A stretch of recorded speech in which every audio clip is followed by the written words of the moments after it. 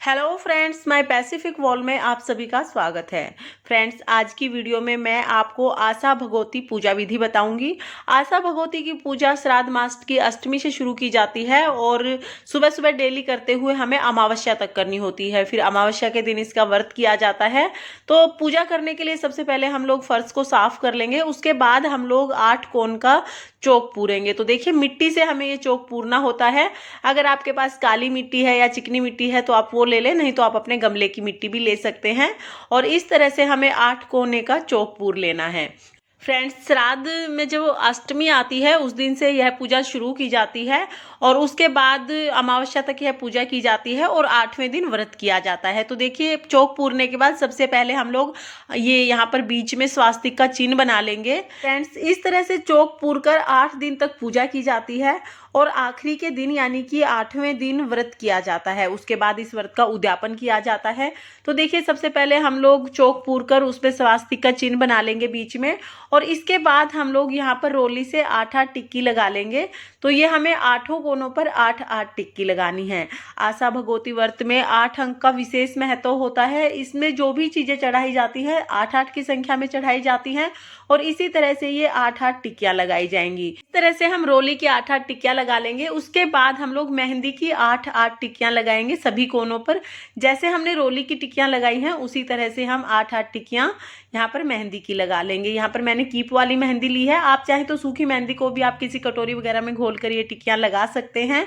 और इसके बाद हम लोग जब ये टिक्कियां हम पूरी लगा लेंगे मेहंदी की, उसके बाद हमें काजल से 8-8 टिक्कियां लगानी हैं। तो देखिए, आप स्टिक वाला काजल भी ले सकते हैं और इस तरह से डब्बी वाला काजल भी ले सकते हैं।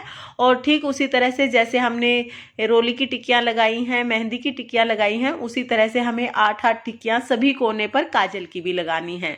तो इस तरह से हमें रोली, काजल और मेहंदी तीनों की 8-8 टिक्कियां लगा देनी है।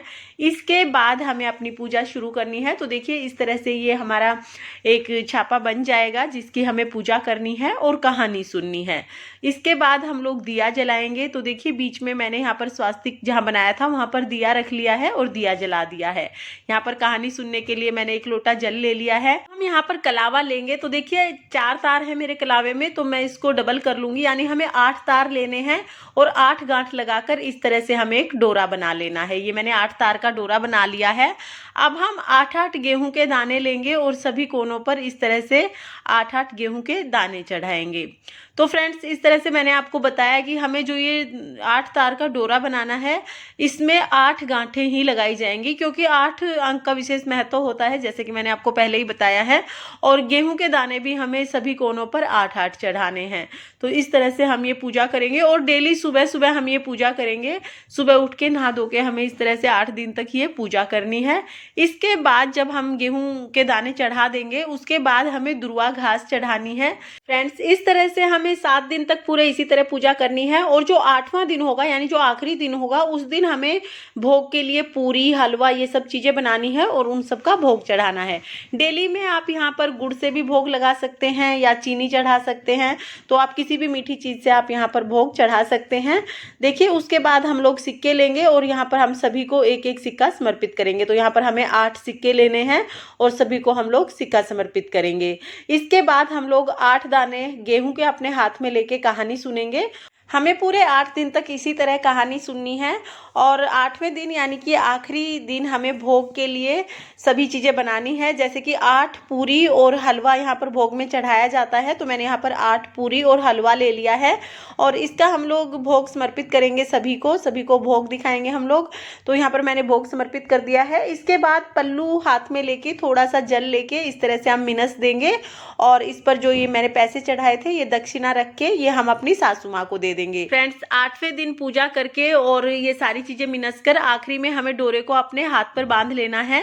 तो लेडीज इस डोरे को अपने बाएं हाथ पर यानी कि लेफ्ट हैंड पर बांधेंगी और इसके बाद अगर आप नहीं बांध सकते हैं तो आप इसको एक बार अपने हाथ से ऐसे बांध के और फिर वापस खोल के इसको किसी सुरक्षित जगह पर रख दें।